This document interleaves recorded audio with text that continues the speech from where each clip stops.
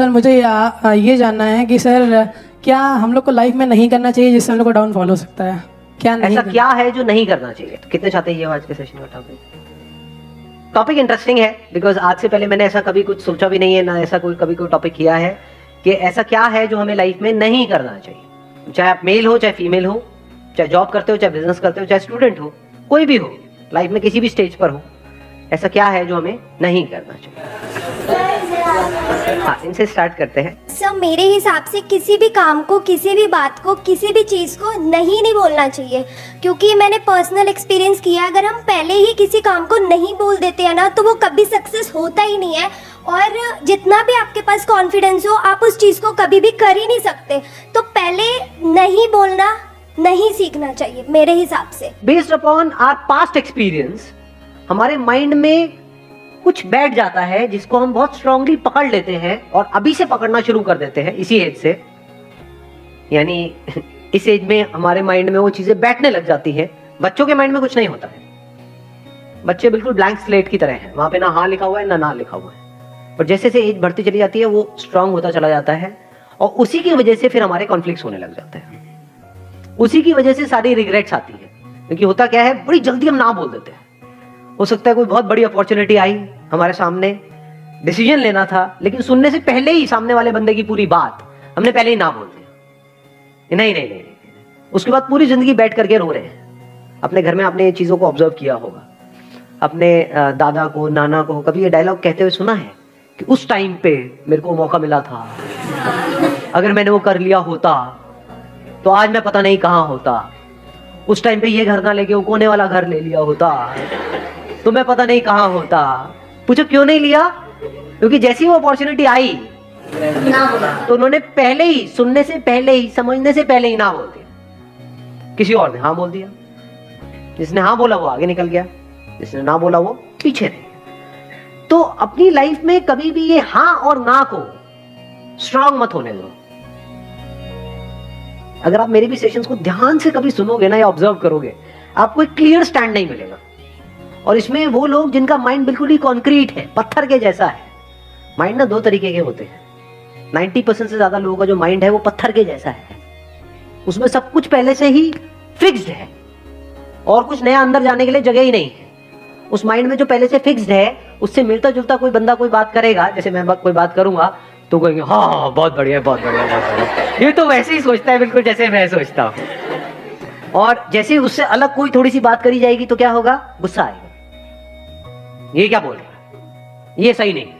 हम समझ गए क्या हो रहा है? इन माइंड्स को क्या कहूं? पत्थर के जैसे माइंड है, सब रुका पड़ा है। दूसरे तरह का माइंड कौन सा होता है? जो एक नदी की तरह बह रहा है। जब तेजी से बहता है तो वहां पे कुछ भी पकड़ने के लिए नहीं है। आप कोई भी साइड नहीं ले सकते।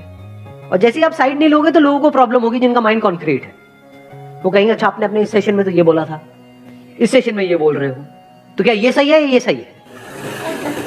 ये आती है प्रॉब्लम कई बार या नहीं आती है? तो भाई वो भी सही है, वो भी सही है, स्टैंड पॉइंट्स अलग अलग है। इस एंगल से देखोगे तो ये सही है, इस एंगल से देखोगे तो ये ही गलत है। सिक्के के एक तरफ से देखोगे, अगर लाइट इस तरफ से आ रही है तो उजाला है, सिक्के पर उजाला है। इधर से देखोगे तो क्या है? सिक्के पर अंधेरा है। तो अब आप कहोगे भैया क्लियर बात क्यों नहीं करते? सिक्के पर उजाला है या सिक्के पर अंधेरा है? सिक्का हेड है या सिक्का टेल है? क्लियर बोलो ना। ये दो बातें क्या करते हो? सिक्का हेड भी है टेल भी, ऐसा कैसे हो सकता है? समझे? तो हो सकता है पास्ट में आपको किसी बंदे के साथ में कोई खराब एक्सपीरियंस हुआ, तो फ्यूचर में जिससे भी आप मिलने वाले हो सकता है वो भी गड़बड़ हो सकता है ना हो। Let me find out. तो फिर क्या होगा? जैसे आप बोलते हो लेट मी फाइंड आउट, आप धीरे धीरे आगे बढ़ने लग जाते हो। आप एकदम से ना बोलते हो, ना जल्दीबाजी में हाँ बोलते हो। और ये बड़ी कमाल की स्टेट होती है। Let me explore, let me find out. अब आपके अंदर पेशेंस आ गया। लोगों के अंदर पेशेंस ही नहीं है, बड़ी जल्दी तैयार बैठे पड़े हैं अपना जजमेंट पास करने के लिए। कहीं भी जरा सा कुछ हो जाता है, बड़ी जल्दी जजमेंट पास नहीं करते हो। इसने बहुत गलत किया, आपको पता भी है उसने क्या किया है, क्यों किया है, आपको पता भी है उसने किया भी है या नहीं किया है। नहीं, जजमेंट हमारा तैयार है। ऐसे ही जैसे हम दुनिया को जज कर रहे होते हैं, ऐसे ही अपने घर में और लोगों को जज कर रहे होते हैं, ऐसे ही खुद को जज कर रहे होते हैं। करते हैं नहीं करते? तो यस और नो क्या है? जजमेंट है। तो जजमेंट को जल्दी पास मत करो, आराम से करो, और इतना भी आराम से मत करो जैसे इंडिया में कोर्ट में होता है 20 साल लग रहे हैं एक जजमेंट को पास करने में। 20 साल नहीं लगने चाहिए ना 20 सेकंड लगने चाहिए, बीच का टाइम कहीं पे ठीक है, थोड़ा सा 2-4 दिन, 5 दिन, 20 दिन। बहुत बड़ा डिसीजन है तो 2 महीने। बड़ा डिसीजन मतलब क्या? शादी का डिसीजन बड़ा डिसीजन है, करियर का डिसीजन बड़ा डिसीजन है, तो वहां पे अगर 20-25 दिन, महीना भी लग जाए दैट इज ओके। तो ये हमको एक आंसर मिला लाइफ में क्या नहीं करना चाहिए।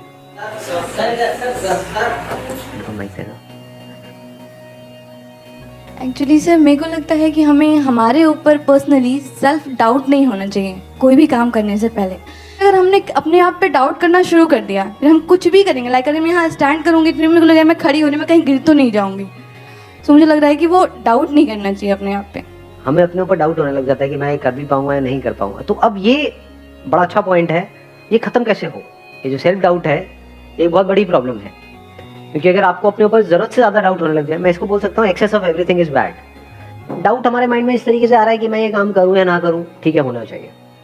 मैं इस बंदे पे ट्रस्ट करूँ या ना करूँ, होना चाहिए। कोई बंदा आकर के बोल रहा है कि हाँ मेरे को पैसा दे दे, 1 साल में तेरा डबल करवा दूंगा, तो वहां पे डाउट होना चाहिए कि ये बंदा फ्रॉड है। तो अब अगर ये सेल्फ डाउट आपको हेल्प कर रहा है तब तो बहुत बढ़िया है। अगर इस सेल्फ डाउट की वजह से आप अटक गए हो लाइफ में, ये सेल्फ डाउट इतना ज्यादा बढ़ गया है कि आपने अपने हथियार ही डाल दिए हैं, कि आप कह रहे हो कि नहीं अब तो कुछ हो ही नहीं सकता, मैं तो कुछ कर ही नहीं सकती, मैं तो कुछ कर ही नहीं सकता, मेरे तो कुछ बस का ही नहीं। हाँ वो सब कुछ कर सकता है, वो अलग मिट्टी का बना हुआ है, मैं नहीं कर सकता।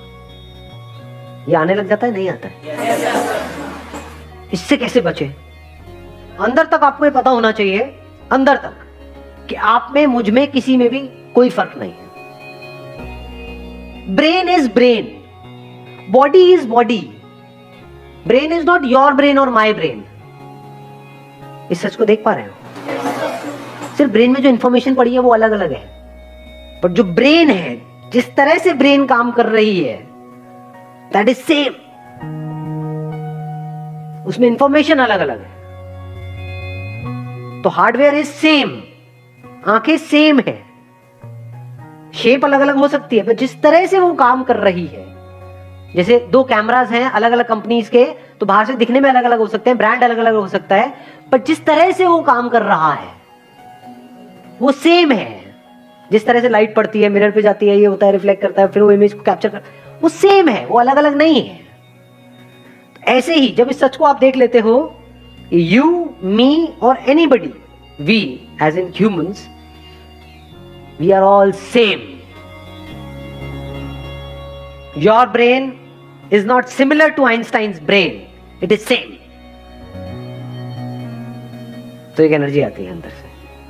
अब अपने आप को अंडर एस्टिमेट करते हो ना ओवर एस्टिमेट करते हो, क्योंकि ओवर एस्टिमेट भी जो खच्चर करते हैं उनके भी माइंड में ये बैठा होता है कि मेरी ब्रेन तो पता नहीं क्या है, आई एम तो जीनियस। वो भी खच्चर है, जीनियस खच्चर है वो। हाँ। और एक है जो बेवकूफ खच्चर है, वो क्या कह रहा है कि नहीं नहीं मेरी ब्रेन में ही कुछ कमी है, नहीं मेरे में कुछ कमी है। मेरे में मतलब क्या? अलग तरह की इंफॉर्मेशन अंदर डाल दो, अलग तरह से काम करने लग जाएगी ब्रेन। सिंपल है।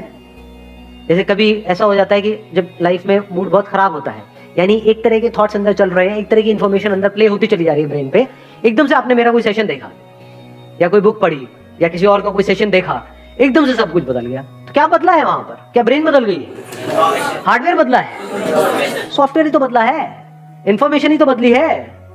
पहले अपने अंदर ही अंदर कुछ और बोल रहे थे, अब कुछ और बोल रहे हो। आया समझ में? नहीं आया कुछ? अब कहां पे है सेल्फ डाउट बताओ? अब यहाँ पे ना तो इंफीरियरिटी कॉम्प्लेक्स है हमारे अंदर, ना सुपीरियरिटी कॉम्प्लेक्स है, कुछ भी नहीं है।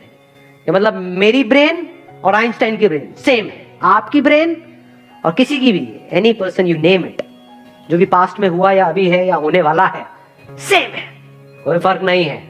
इसको सिर्फ ढंग से यूज करना है, समझदारी से यूज करना है, बस, और कुछ नहीं है। इनको देना माइक। हाँ पीछे। मैं बस ये कहना चाहता हूँ कि हमें अपनी जड़ों को नहीं भूलना चाहिए, अपने पेरेंट्स, उनके एक्सपीरियंसेस। बहुत अच्छा पॉइंट इन्होंने बोला है कि हमको अपनी जड़ों को कभी नहीं भूलना चाहिए। देखो एक पेड़ है, किस बेस पे डिसाइड होता है कि वो पेड़ कितना बड़ा हो सकता है, उसकी जड़ें कितनी अंदर तक है। तो अगर हमको ऊपर बढ़ना है, ऊपर मतलब आप कह सकते हो बाहर इस दुनिया में अगर बढ़ना है, तो अंदर जड़ें उतनी ही स्ट्रांग होनी चाहिए। अगर अपनी रूट्स को हमने छोड़ दिया और ऊपर बढ़ने की कोशिश कर रहे हैं तो गिर जाए, थोड़ा सा आंधी तूफान आएगा, दिखेंगे भी नहीं कहां है। तो हमें क्या नहीं करना चाहिए, कभी भी अपने माँ बाप की डिसरिस्पेक्ट नहीं करनी चाहिए किसी भी हालत में। अपने माँ बाप के बारे में कुछ बुरा सोचना तक नहीं चाहिए, करना तो बहुत दूर की बात है।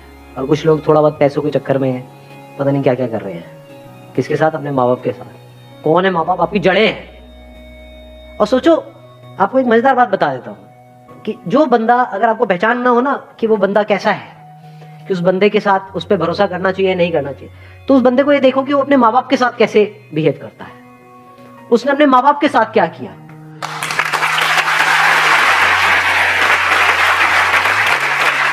क्योंकि जो बंदा अपने माँ बाप का सगा नहीं हुआ, अपने भाई बहन का सगा नहीं हुआ, वो किसका सगा होगा? उस पर क्या भरोसा करोगे? वक्त आने पे वो आपको भी काटेगा। जिसने अपनी जड़ें काट दी, उसके लिए और दूसरा पेड़ कहां मैटर करता है? आप तो दूसरे हो ना। जिसने अपने को नहीं छोड़ा वो आपको क्या छोड़ेगा?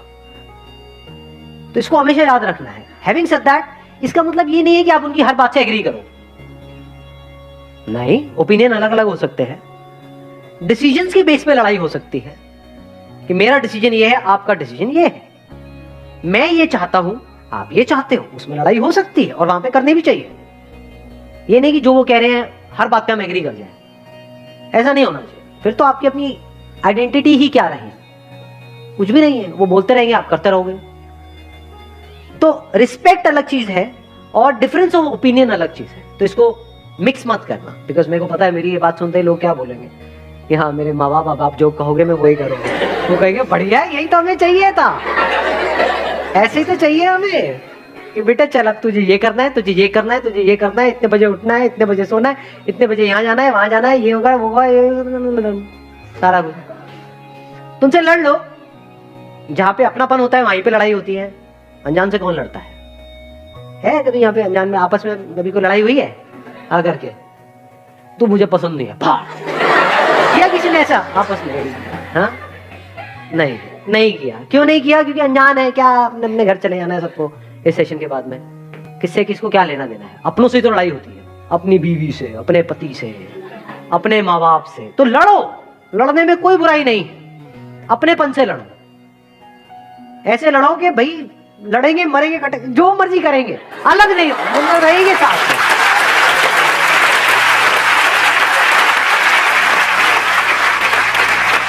इसको इस तरह से भी कह सकते हो, आपस में लड़ेंगे, बाहर का कोई आएगा तो फिर हम एक हो जाएंगे, फिर नहीं छोड़ेंगे। या एक्चुअल में अगर कोई मुश्किल आएगी तो हम सब एक है। हाँ, आपस में हमारा चलता रहता है थोड़ा बहुत, उसमें कोई बुराई नहीं है। तो जड़ों को याद रखने का मतलब, जड़ों को ना भूलने का मतलब कि कुछ ऐसे लोग हैं आपकी लाइफ में जो आपको अंदर तक पता है कि ये मेरे अपने हैं। कैसे पता है? क्योंकि जब आपकी लाइफ का सबसे खराब टाइम चल रहा था तब भी वो आपके साथ थे, वो आपके अपने हैं, फॉर श्योर आपके अपने हैं। जब खराब टाइम में नहीं छोड़ा तो अच्छे टाइम में क्या छोड़ेंगे? और कुछ ऐसे लोग होते हैं, थोड़ा सा आपका टाइम अच्छा होता है, पीछे पीछे घूमने लग जाते हैं, आपके लारे लपे करेंगे, आपकी तारीफें करेंगे, आपको बोलेंगे कि हाँ तू तो मेरा भाई है, हम तो ये हैं, हम तो वो हैं। जैसे ही आपका टाइम थोड़ा सा खराब होगा आपको छोड़ देंगे, आपकी तरफ देखेंगे भी नहीं, आपसे बात तक नहीं करेंगे, एकदम पीठ कर देंगे आपकी तरफ। तो आप पहचान सकते हो ऐसे लोगों को। कुछ ऐसे लोग थे आपकी लाइफ में जब आप कुछ भी नहीं थे, या ये कह लो खराब टाइम चल रहा था, तब भी वो आपके साथ में थे। तो ये आपके अपने हैं। दुनिया इधर की उधर हो जाए, इनको नहीं छोड़ना है। आप यहाँ रहते हो, वो वहां रहते हैं, या दूर भी रहते हैं। आप दिल्ली में रहते हो, वो बॉम्बे में रहते हैं, दैट्स ओके। लेकिन दिल से हम एक हैं जी, मरते दम तक हम अलग नहीं हो सकते। That must be very clear. जिसके माइंड में ये क्लियर है उसकी जड़ें पक्की है। Wish you all the very best. Thank you so much for coming.